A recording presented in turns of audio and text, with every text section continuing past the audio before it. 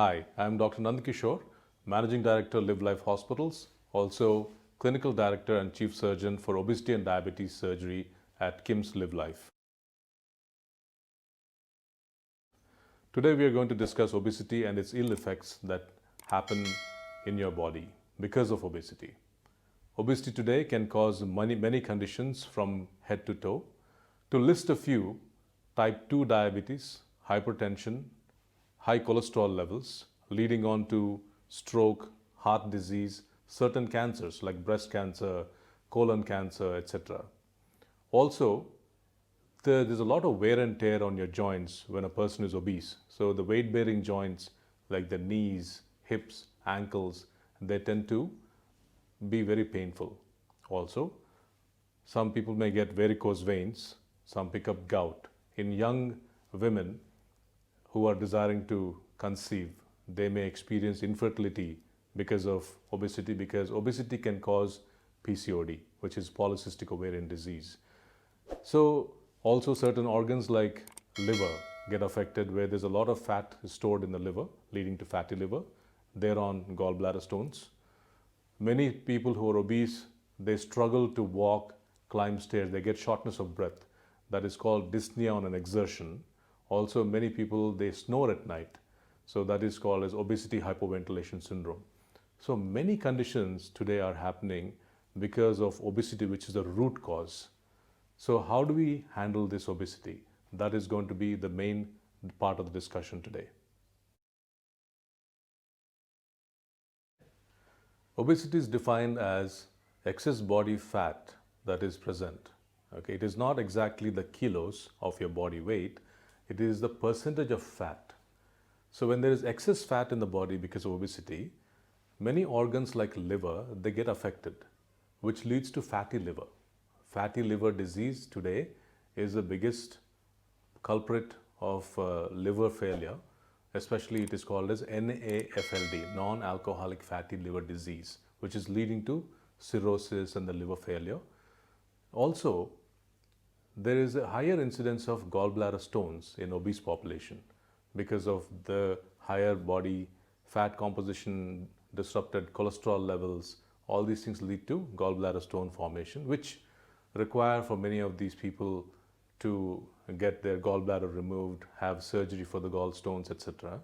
Also, some may require prolonged treatment for liver management, which is affected adversely because of non-alcoholic fatty liver disease.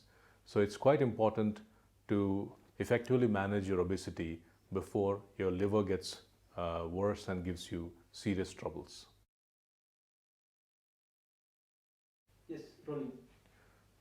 Obesity today is no longer considered to be just a lifestyle condition. It is considered a disease.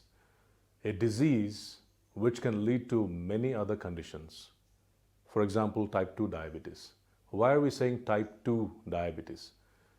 There are two types of diabetes. There's a type 1, which happens in younger children where there is not enough production of insulin from the pancreas. That is type 1, wherein they require insulin supplementation, etc.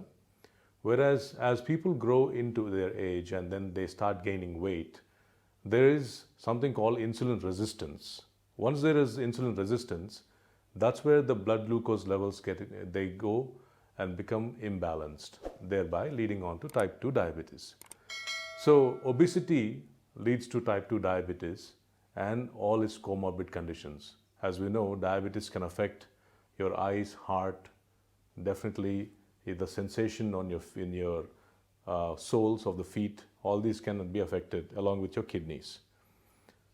So interestingly, when someone takes care of obesity with the weight loss, we're seeing a wonderful control of diabetes, especially type 2 diabetes.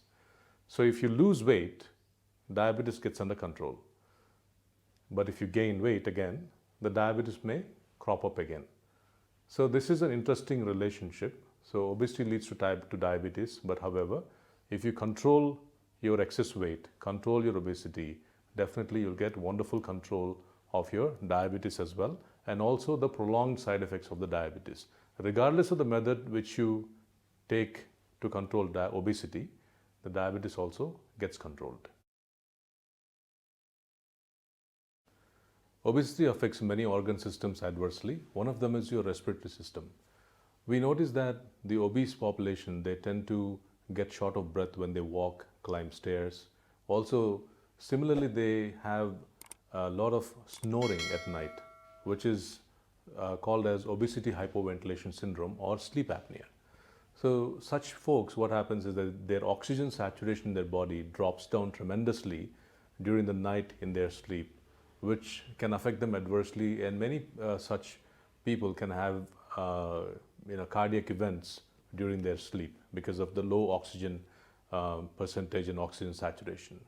So it's very important to control the obesity so that all these adverse effects of obesity like shortness of breath and then sleep apnea, obesity hypoventilation syndrome can be controlled effectively.